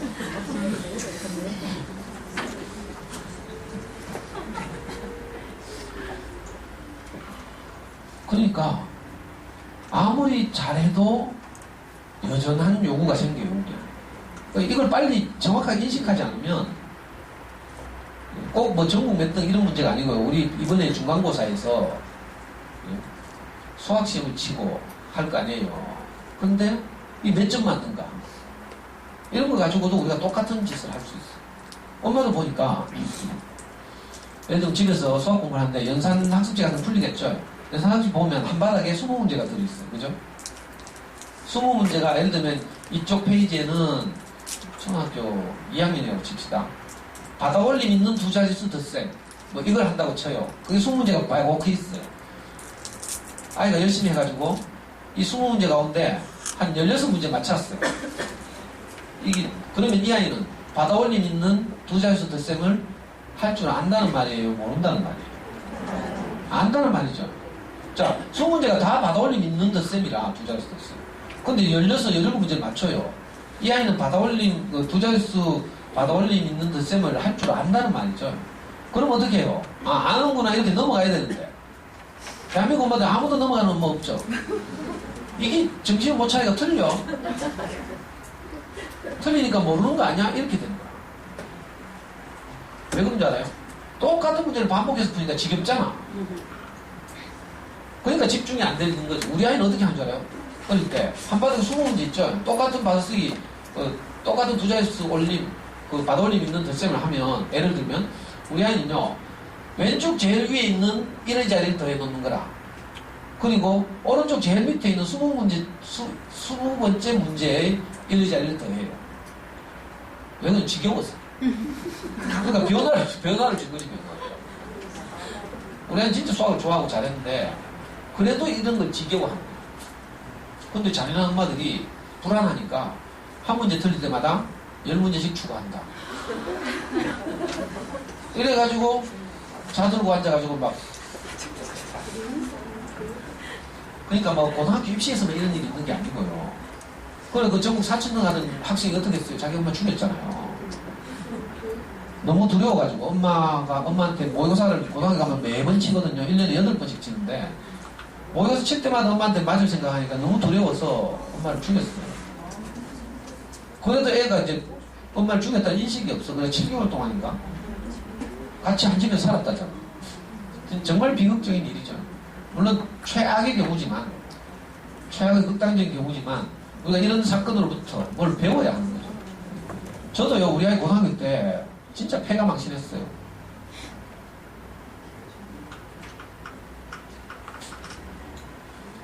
저도 그때는 어떻게 해야 될지 모르니까 분명히 내 마음으로는 정말 아이를 사랑하고 소중하고 아이를 돕고 싶은데 내 안에서 이게 처리가 안 되는 거예요. 그래도 성적은 좋아야지. 그래도 서울대학교는 가야지. 아빠는 중고등학교를 못 다녀가지고 그 꿈꾸던 서울대학을 못 갔다. 니는 그러니까 열심히 해야지. 항상 이 말을 하고 입에 달고 살아. 그러니까 제가 아이를 얼마나 사랑하는지를 제대로 표현하지도 못하고 아이는 아빠를 보면 두려워. 우리 아이는 이제 영남고등학교 나왔는데 영남고등학교 뭐 대원이 것처럼 짜대 좋은 학교가 아니에요. 그러니까 거기서 저는 처음에 고등학교 갈 때 사실 대구에서 제일 딸아지 고등학교를 보내려고 했어. 제가 살던 데가 저기 화원 넘어가는 동네 있잖아요. 달서구 대곡동에 그 당시 살았어요. 대곡동에 우리 아파트가 있는데 내가 사는 아파트가 있는데 아파트 담하고 붙은 고등학교가 있어. 차마 뭐라고 말은 못하겠네. 대원외고에서 글자 하나만 빼면 돼요. 그런 고등학교 거기 있다고. 행정고역상으로는 화원이죠, 화원. 달성군 화원읍에 속한 고등학교인데 원래는 2차였다가 요즘은 이제 그 뺑뺑이 돌리는 대구 시내 학교가 된 거죠. 우리 아이 갈 때. 그래서 저는 거기 가면 쉽게 전교 1등을 할 것이다. 아까 말한 서울대를 가려면 지역균형 선발 전형이라는 제도가 있는데 3년 내에 전 과목 전교 1등을 하면 휘파람 불면서 서울대를 가죠. 그러니까 상식적으로 생각하면 그게 뭐 1등급이라는 게 4%거든요. 상위 4%. 100명 중에 4명. 그건 1등급을 받는 거죠. 그걸 3년 내에 모든 과목에서 받으면 휘파람 불면서 서울대학을 가요. 그게 제일 쉬운 것 같이 보이죠. 그래가지고 저는 그 대원고등학교를 가자고 주장했고 우리 와이프는 그 당시에 과학고등학교 교사였는데 대구과고 어버동에 우리 와이프는 거기서 뭐 또 수성구 사는 아줌마들 말 듣고 오더니만은 고등학교는 그래도 좋은 데 가야 된다 하더라. 뭐 학습 분위기도 있고 뭐 공부 못하는 학교 가면 뭐 농띠들 깡패들 많고 뭐 짜고 맨날 놀고 이런 이야기 듣고 가지고 앞차같이 씌우네. 그래서 어떻게 해요? 가정의 평화를 위해서 할 수 없이 양보했잖아요. 그래서 달서구에서 그래도 제일 남자아이를 둔 엄마들이 가고 싶어하는 데는 영남고등학교 갔어요. 아이고 그 영남고등학교 1학년 610명 중에 중간고사 치니까 등수가 20몇 등인가 뭐 이래 하더라고. 이게 처참 좀 미안한 말인데 공부 잘하는 아이들이 세계에서는 이거 처참한 등수예요. 정규 20몇 등 610명 가 이건 등수도 아니에요. 등수도 아니야. 목표가 서울대니까 재수없는 이야기라도 미안합니다. 제 심정을 이야기하는 거예요. 그래가지고 기말고사에서 만회를 해야 되잖아요. 근데 우리 아이는 여전히 제가 어릴 때부터 장기적으로 보고 국영수 중심으로 키웠거든요. 그래서 모의고사를 딱 치니까 바로 전교권이 되는 거예요. 영남고등 들어가서. 영어고 1학년 들어갈 때 2월달에 담임선생님이 부르더라고. 입학하지도 않았는데. 불러가지고 면담을 하는 거예요. 제가 가니까 이 담임선생님이 우리 아이 그 중학교에서 올라온 학생생활 기록부 이제 대회비인데 그 대회비 봉투를 뜯어가지고 이제 펼쳐 보이면서 중학교 때 아이 성적을 말하는 거예요. 여기 시계가 없다. 예? 난 시계가 없어서 내 책임 아닙니다. 늦어도 몰라요. 이 중학교 때 그 내신 성적 이런 거 있잖아요. 그걸 보이면서 하는 말이 아드님은 중학교 때 약 6점 몇 퍼센트 했네요. 등수단이 반에서 한 3, 4등 정도 합니다. 이렇게 말하더라고요. 우리 아이는 중학교 다닐 때 아무리 열심히 공부해도 남녀 공학을 다녔거든. 그러니까 중간고사 때 전교 2등을 했어요. 근데 수행평가를 포함하고 기말고사를 딱 지나고 나면 전교 7등 하는 거야. 여자애들한테 못 이겨. 수행평가에서. 그래서 신경질 나가지고 내신 포기했잖아. 대충 했어요. 그래서 6점 몇 퍼센트 받았대요. 그때 저는 자부심이 하늘을 찌를 때인데 잠수에서도 유명하고요. 그래서 6점 몇 퍼센트라고 서정이 꼭 밝히더라. 자주 강의도 하고 막 이럴 때인데. 그래가지고 그 영문고 1학년 담임선생님 제가 이렇게 말했어요. 선생님 1년만 한번 지켜보십시오. 우리 아이는 장기적으로 보고 그렇게 커왔기 때문에 중학교 때 내신 관리 안 했습니다. 근데 수능과 수능 모의고사를 준비해왔기 때문에 1년만 지나면 아마 달라져 있을 것입니다. 내가 이렇게 딱 선생님한테 큰 소리 쳤어요. 우리 아이 담임이 영남고등학교 재단 이사장 아들이야. 거짓말 하나도 안 붙이고 말하는 거야. 주시에요, 주시. 그거 총각이었거든, 당시. 근데 우리가 들어가자마자 3월달 친 모의고사에서 영남고등 610명 가운데 3등을 했어. 그리고 진짜로 네 번째 모의고사에서부터 딱 1등을 했잖아요. 1등을 하니까 바로 그 전에까지 1등 하던 애가 엄마가 전화가 오더라. 집에. 식사 한번 하자.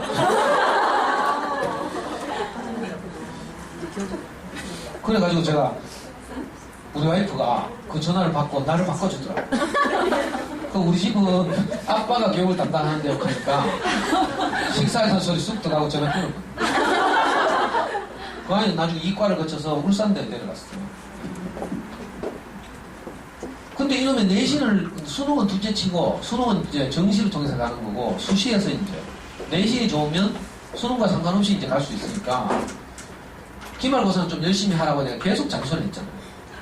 근데 아이는 아빠가 어릴 때부터 키운 대로, 여유있게, 전략적으로, 마라톤을 완주하는 마음으로, 그렇게 사는 거라. 근데 내만 갑자기 고등학교 들어가니까 불안해져가지고. 도저히 그 기말을 준비하는데 5월달, 6월달이죠. 6월달. 5월 말인가 6월달, 6월 초인데 기말고사를 준비해야 될 놈이 신곡만 발표되면 멜론 들어가가지고 음악 따고. 그래서 제가 뚜껑 열렸잖아. 고등학교 1학년 때. 그래가지고 아빠 말 안 듣는다고 제가 열받아가지고요. 바로 한 대 쥐박을 하고 확. 이래가 날라갈락 하는데 많이 해보셨네. 아니 애가 자기 왼손은 내 딱 오른손 제압을 한 거라. 이 새끼가 막아 하면서 왼손을 가지고 팍 때리려고 하는데 이걸 딱 그러니까 손 안 놓는다 하면서 막 뿌리치려 하니까 저를 막 벽으로 밀어붙이고 그러면서 애가 막 울면서 아빠 정신 차려. 애가 억울한 거예요. 그러니까 아빠 정신 차리면서 막 울더라고.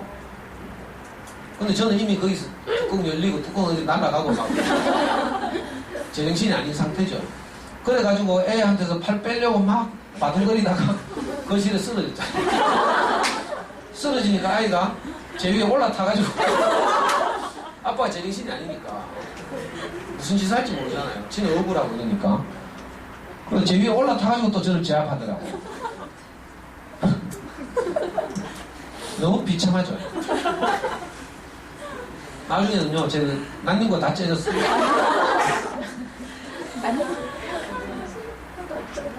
우리 와이프는 이 광경을 보더니 창문을 다 닫아줬다니.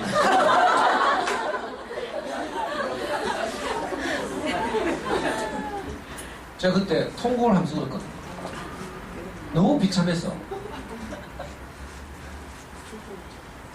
거실바닥에 한번 상상해 보세요. 거실바닥에 제가 난닝구 다리처럼 쓰러져 있고, 그 위에 애가 엎어져 있고, 나중에는 애하고 저하고 부둥켜 안고, 제가 동물처럼 울었어요. 짐승처럼. 우리 어머니 돌아가셨을 때도 내가 그렇게 슬프게 울지 않았어요. 너무 비참했어. 그렇게 우니까 우리 아이는 문 다 닫고 동네 소문났고. 그 성적이 내 인생을 기쁘게 할 것이다. 성적이 우리 아이의 인생을 행복하게 할 것이다. 자, 이 생각에 내가 사로잡혀서 사니까 그 끝이 내가 가장 비참한 삶이거든. 이게 지옥이죠, 지옥. 지옥이 따로 있지 않고요. 악취 나는 인생, 이게 지옥이에요. 원래 지옥이라는 단어를 성경에 보면 게헨나라는 단어를 써요. 좀 어려운 말이지만 게헨나라는 말이 무슨 말인가 하면 흰놈의 골짜기, 무슨 골짜기라는 뜻이에요. 이스라엘의 수도가 예루살렘이죠. 예루살렘 외곽에 가면 쓰레기 소각장이 있어요. 그러니까 동물 죽은 거, 개나 고양이 죽은 거, 쓰레기 폐기한 거 이런 걸 항상 불에 태우는 거예요. 2000년 전이니까 성경 쓰여질 때가. 그러니까 항상 그 골짜기에 가면 불이 타고 있고 쓰레기 더미고 불 타니까 불이 꺼지질 않는 거죠. 1년 내내. 그리고 동물도 뭐 썩은 동물 막 이런 것까지 같이 막 타고 있으니까 온갖 냄새가 나겠죠. 자, 이걸 그렇게 비유한 거예요.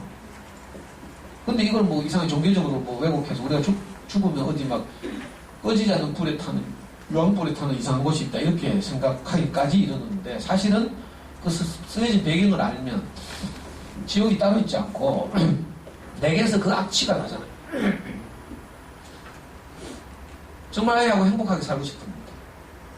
저는 아빠가 없어가지고 너무 인생이 어려웠거든요. 온갖 공장 뭐 이런 데 다니면서 눈칫밥 먹으면서 겨우 검정고시 공부해가지고. 근데 저는 아이는 저처럼 그렇게 어렵게 불행하게 크지 않았으면 좋겠다 이런 마음으로 시작했는데 나도 모르게 그 가치가 내게 주입된 거죠. 입시정보 이런 거 있잖아요. 고등학교의 서열, 대학의 서열 이런 거 있죠. 우리 형이 고등학교 갈 때, 대학 갈 때 그게 그때 경쟁 입시였거든요. 뺑뺑이가 아니고. 그래서 경북고등학교가 제일 좋았고요. 우리 형 고등학교 때 대학 갈 때 제가 지켜봤거든요. 그때 무슨 잡지가 하나 발간됐어요. 입시 전문 잡지인데 진학지라는 입시 전문 잡지죠. 거기 보면 항상 대학의 서열이 그 당시에는 4년제 대학이 100개밖에 없었는데 제일 좋은 서울대학교 법과대학부터 이과는 서울대학교 의과대학부터 제일 나쁜 대학 대구 한국사회산업대학까지 요즘 대구대학교죠. 그때 4년제가 제일 따라지가 대구 한국사회사업대학이었어요. 어릴 때 내가 그걸 계속 봤어요. 형이 경북고등학교 입시에 떨어지고 대륙고등학교 갔거든. 그리고 서울대를 떨어지고 경북대학교 의과대학을 갔어요. 그 과정에서 형이 입시를 계속 치렀겠죠. 어릴 때 내가 그걸 보고 그게 내게 뿌려진 거예요. 그래서 항상 서열, 공부, 사람을 평가할 때도 항상 어느 학교 나왔는가 뭐 이런 걸 평가하는 거죠. 그러니까 이것이 우리 인생을 얼마나 불행하게 하는 거죠. 이게 대물림 돼가지고 제가 아이를 키울 때도 똑같이 그건 아무것도 아닌데 사실 인생을 행복하게 사는 것과 아무 상관이 없어요. 어느 대학을 나오는가. 우리 아이 1학년 5월달 6월달에 제가 정말 비참하게 됐죠. 그날 있잖아요. 제 인생이 끝났어. 아이를 좋은 대학 보내고 좋은 성적을 얻어서 내가 행복해지리라고 하는 그 노선에서 가장 비참한 꼴을 내가 당하는 거죠. 이게 무슨 꼴이에요?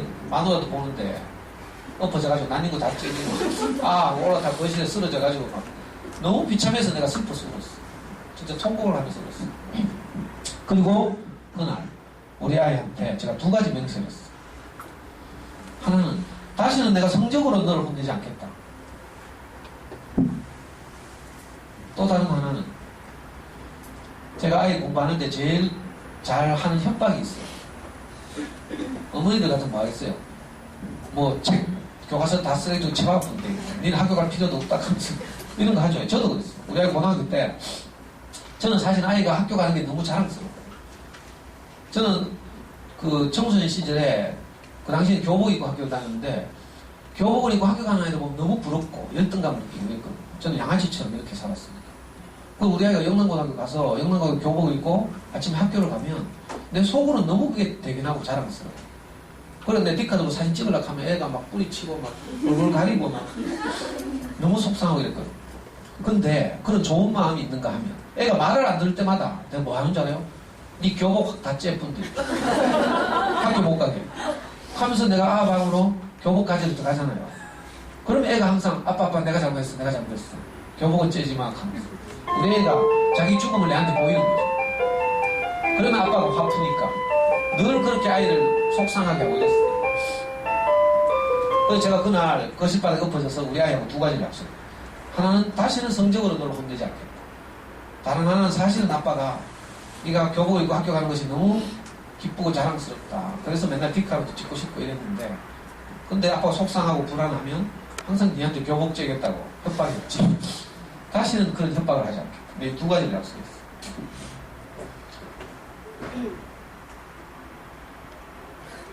그리고 아이와 제 관계가 다시 시작된 거죠. 안 그랬으면 정말 쪽팔리는 아빠가 됐을 거예요. 그 약속 덕분에 우리 아이는 서울대로 떨어지고 그 대신에 저하고 소통하는 아이가 됐어요. 지금 연세대 경영학과 다니는데 아주 잘 다니겠어요. 실제로 수능에서는 전국에서 200등에서 300등 정도 되는 등수를 받았어요.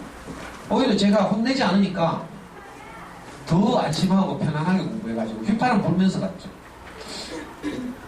제가 이런 일을 겪으면서 이제 알게 된 게 있어요. 저는 사실 아이를 키울 때 처음 4살 때 우리 아이를 데리고 손을 잡고 어린이선생님 다녔다 했잖아요. 근데 너무 행복했거든요. 그 어린이선생님 가서 아이하고 함께 그림책을 읽고 정말 감동적이고 아이가 좋아하는 그림책, 예를 들면 누가 뭐 내 머리에 똥 쌌어 이런 그림책 있어요. 도깨비를 빨아버린 우리 엄마, 곰사냥을 떠나자 이런 그 유수한 그 그림책 작가들이 정성 들여서 만든 이런 그림책을 우리 아이가 너무 좋아해가지고 가슴에 그 그림책을 품고 오는 거예요. 서점 나올 때. 그럴 때마다 내가 얼마나 행복했는지 모르거든요. 야, 내가 아빠 노릇을 제대로 하는구나 이런 생각이 들었어요. 이렇게 행복하게 살면 되겠다 이런 생각이 들었거든요. 근데 유치원을 가고 초등학교 들어가고 등수가 나오고 중학교 고등학교 가니까 내가 미친놈 된 거야. 어디서부턴가 흘러들어온 그런 불안 이데올로기가 저한테서 뿌려져가지고 내게서 그게 나온 거지. 그것이 아주 막 똘감 같은 열매를 맺은 것이 고등학교 1학년 때 그 사건이에요.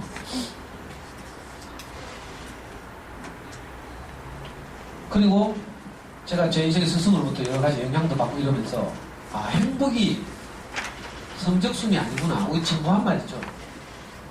알면서도 그래도 그렇지 하는 귀신이 우리가 다 쓰여있어요. 이 귀신이에요, 귀신. 행복이 성적순이 아닌 줄 머리는 다 알지만 속으로 그래도 공부는 잘해야지. 그래도 돈은 많아야지. 이런 귀신이 우리가 씌여있죠. 이것과 행복이 다르다는 사실을 우리가 분명하게 인식하지 않으면 아이를 키울 때 평생 저처럼 살아야 돼요. 그리고 나중에 사춘기 돼서 비참한 꼴 당해야 돼요. 사춘기 되면요, 우리 애는 사춘기 비교적 쉽게 넘어가는데 진짜 상상하지 못한 일들이 많이 벌어져요. 그런 이야기를 시간 다 돼서 다 말씀드릴 수는 없고, 제가 그때 그 사건을 겪고 나서 아이하고 완전히 관계가 달라졌죠. 왜냐하면 처음에 시작할 때 내가 아이하고 행복하려고 했던 거거든요. 여러분들도 그럴 거예요, 아마. 표면적으로는 성적이 좋으면 좋겠다. 표면적으로는 남편이 돈을 많이 벌어왔으면 좋겠다. 이런 생각을 가지고 있지만 사실은 우리가 하는 모든 행위는 다 근본적으로 우리 아이가 행복하게 살았으면 좋겠다. 이것은 우리 깊은 내면을 들여다봅니다. 근데 행복이 어떻게 하면 행복한지 모르니까 우리가 반성을 어떻게 한 줄 알아요? 나는 공부를 많이 못해서 지금 이렇게 부족해. 이렇게 생각해요. 나는 지금 돈이 많이 없어서 뭐가 부족해. 이렇게 생각해요.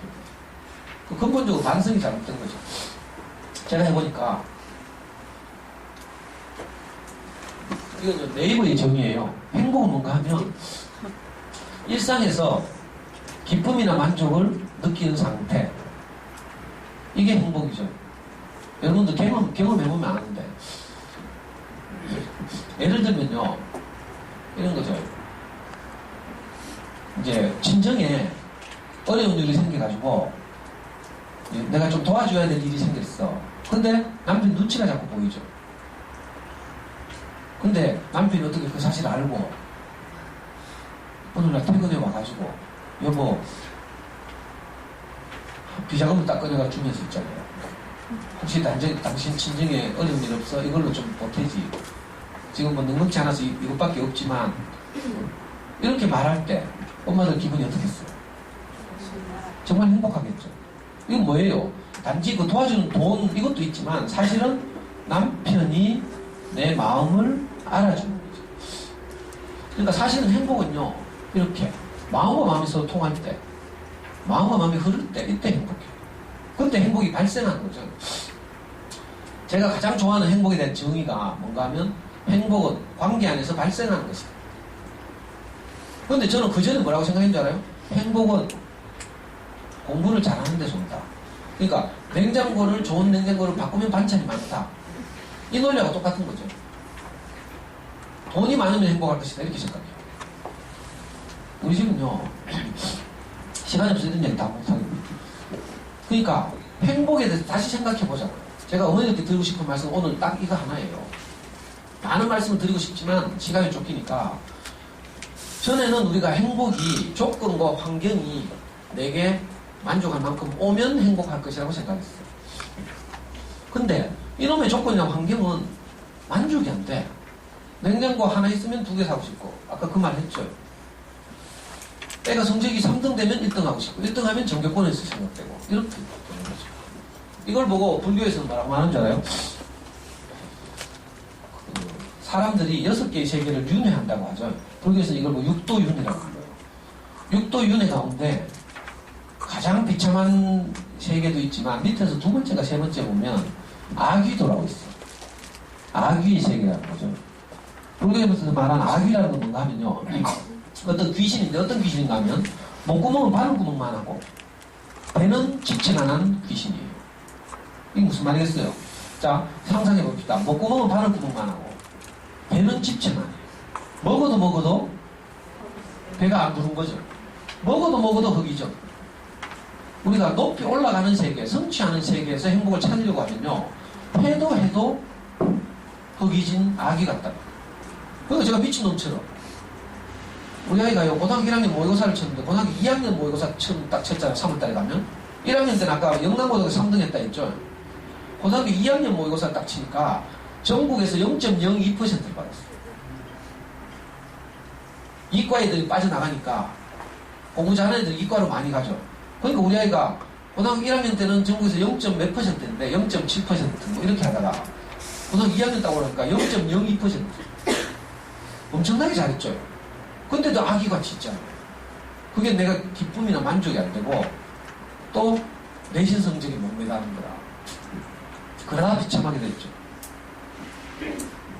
근데 내가 얼마나 절망적인지 몰라요. 다행히 그날 이후로 내가 돌이켜서 이제 완전히 인생을 다시 살게 됐죠. 그 긴 이야기를 다 할 수는 없고. 그때부터 우리 아이하고 소통하기 시작했어요. 그때부터 제가 제일 우리 아이한테 막 가장 많이 한 말이 뭔가 하면 제가 지난 날을 다 회개하고 아이한테 정말 무릎을 꿇고 빌고요. 그리고 나서 제가 가장 많이 한 말이 아빠는 어떤 경우에든 너를 사랑한다. 그전에는 저는 어떤 줄 알아요? 너는 100점 받은 아빠가 너를 사랑하고 2개 이상 틀리면 너는 뒤진다. 늘 이런 마음으로 내가 이렇게 했어요. 그러니까 이거 부모 자식 간이 아니죠. 무슨 동물 조련사하고 동물과의 관계처럼. 이것도 자랑스러운 아빠라고 있잖아요. 잠수에서 유명해가지고 서울에 초청받아서 강의하고 막 이랬다니까. 근데 내 속은 썩어 들어가는 거죠. 근데 제가 행복에 대해서 조금씩 그날 이후로 알아가기 시작한 거죠. 그러다가 어떻게 소문 나가지고요. 그 비참한 일이 있고 나서 KBS에서 저보고 좋은 아빠로 출연하라고. 참 아이러니컬하죠. 그래가지고 제가 토요 아침마당에 1시간 동안 나왔잖아요. 유퉁 알아요? 유퉁이 그 집적거리고 아나운서 둘이 사회보고 좋은 아빠 2명이 초빙을 받았어요. 카톨릭 아버지 대학을 졸업한 한 젊은 아빠하고 저하고 둘이. 그리고 마지막 녹화 끝나는데 저보고 원래는 아드님하고 같이 나오라고 했거든.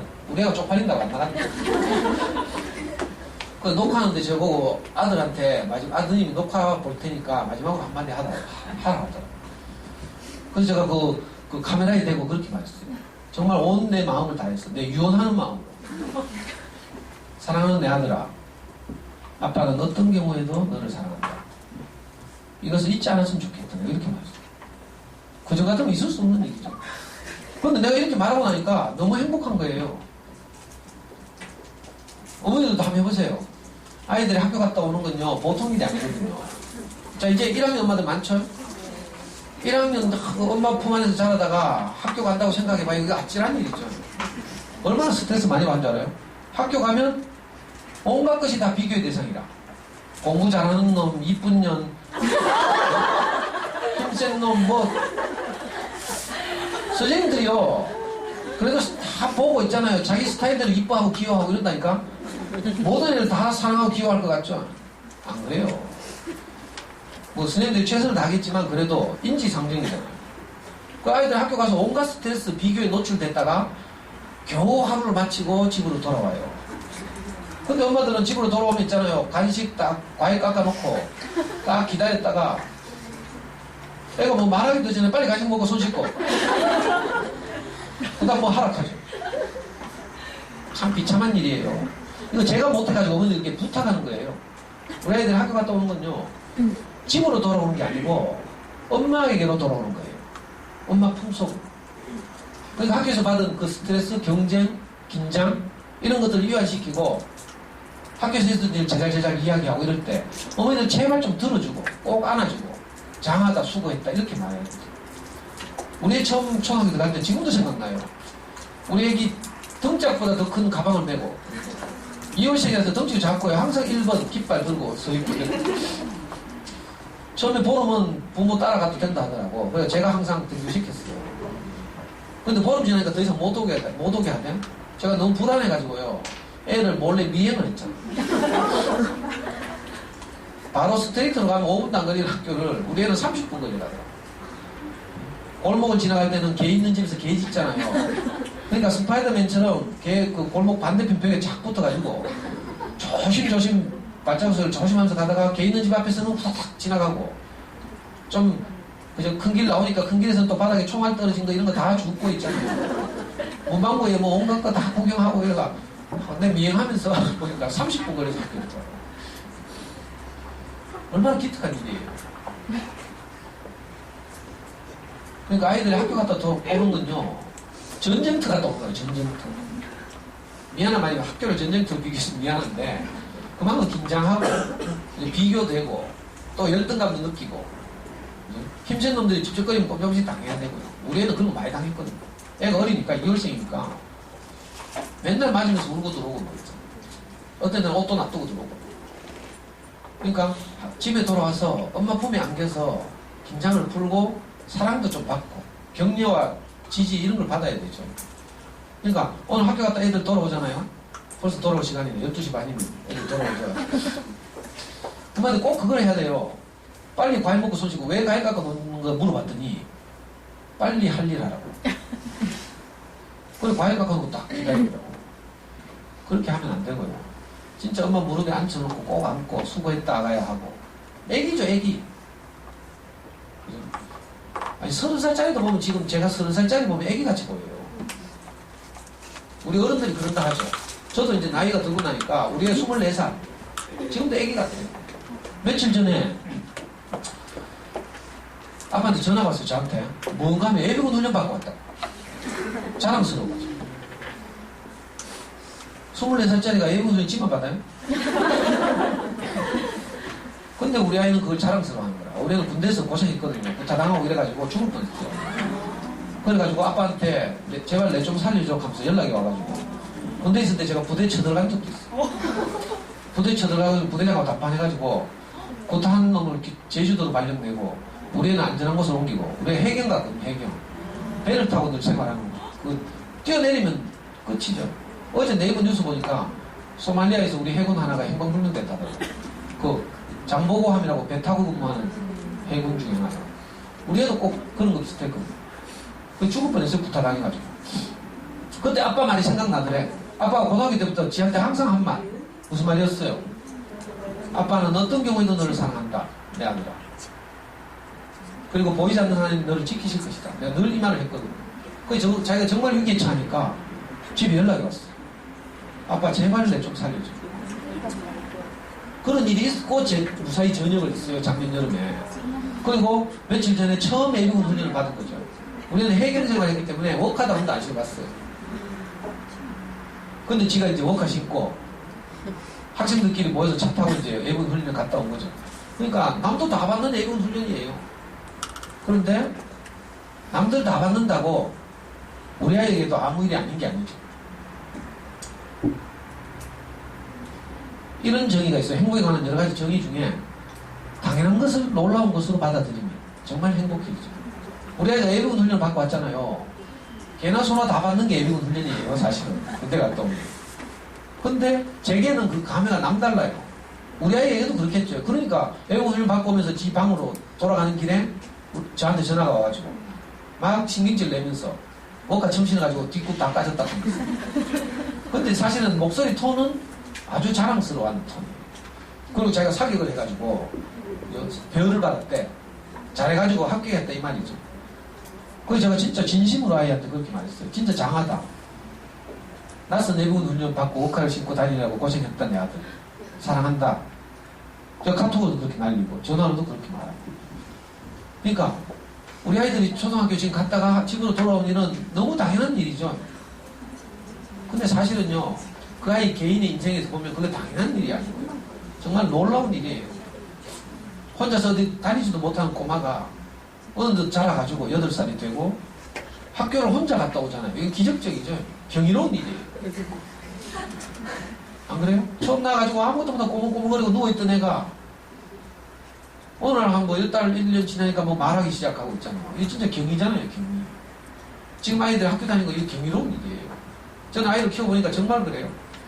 저는 얼마나 많은 걱정을 했는지 모르겠어요. 애가 어리고 제가 아버지 없이 자라가지고 너무 두려웠거든요. 저는 지금도 상가집을 잘 못 가요. 아버지를 따라서 뭐 이렇게 다니면서 어른들과 관계하는 법 이런 걸 배워야 되는데 그런 거 전혀 없었거든요. 그리고 학교 교육을 받으면 선생님과 관계, 어른들과의 관계 같은 것도 좀 연습할 텐데 저는 그런 기회는 원천적으로 박탈당했어요. 지금도 제가 상가에 가는 게 가장 두려운 일 중에 하나예요. 상가에 가서 어떻게 내가 처신해야 될지. 그래가지고 막 네이버 검색해가 저는 어떻게 하는지 배웠잖아요. 네이버 검색해가 2번 하고 난 다음에 일어나가지고 상주하고 1번 이거 배워가지고 상가 간다니까.